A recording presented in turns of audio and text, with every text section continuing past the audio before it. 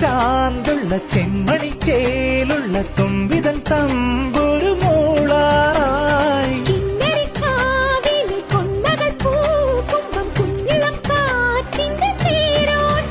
ഇനി എന്നെന്നും